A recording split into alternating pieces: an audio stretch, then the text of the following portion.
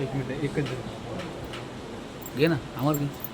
एकच जण घ्या ना. नाही नाही, तो त्याचं करेल ना. अरे असं व्हायल्यामध्येच माझा वर खाली झाला.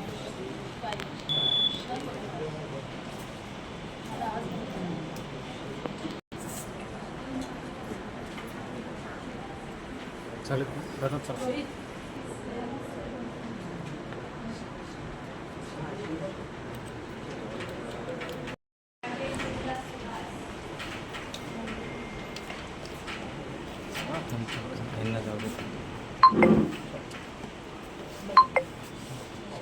मित्रा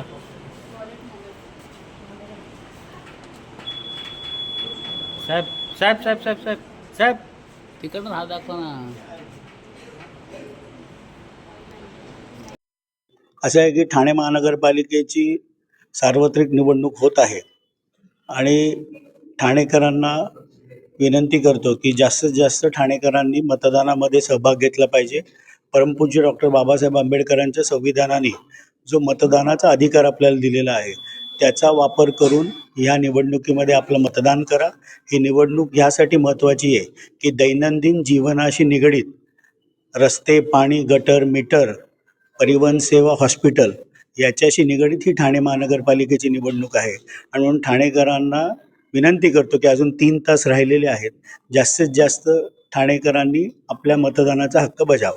सर, अनेक ठिकाणी मशीन बंद पडणं असेल किंवा इतर गोष्टीवर विलंब होत आहे, त्यामुळे मतदार अतिशय वैतागलेले दिसतात. काय सांगणार? असं आहे की राज्य निवडणूक आयोगाने जी व्यवस्था केलेली आहे तर मतदार याद्यांमध्ये अनेक ठिकाणी विधानसभेला मी जिथे मतदान केलं त्याच्याऐवजी माझं नाव दुसऱ्याच बूथमध्ये आलं, अशा देखील घटना सकाळपासून येत आहेत. EVM मशीन बंद पडण्याच्या देखील अनेक तक्रारी आल्या. पण या सगळ्या समस्या असताना देखील आपण मतदारांनी लाईनीमध्ये उभं राहून आपल्या मतदानाचा हक्क बजावा. 5:30 वाजेपर्यंत जो कोण लाईनीमध्ये उभा असेल त्याला मतदान करता येईल.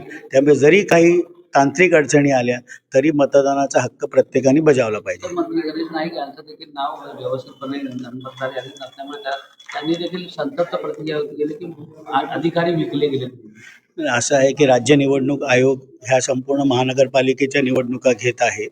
अनेक ठिकाणी विधानसभेला ज्या बूथमध्ये मी नाव नोंदवलं होतं किंवा जिथे मतदान केलं तो बूथ क्रमांक बदललेला आहे.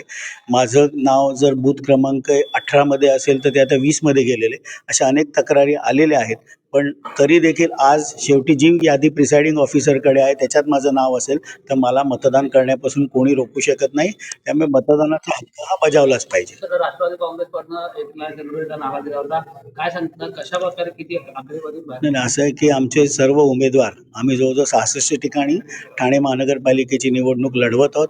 उत्तमरित्या आमचे 66च्या 66 उमेदवार लढत आहेत आणि खूप चांगला निकाल हा राष्ट्रवादी काँग्रेस पक्षाचा आलेला दिसेल.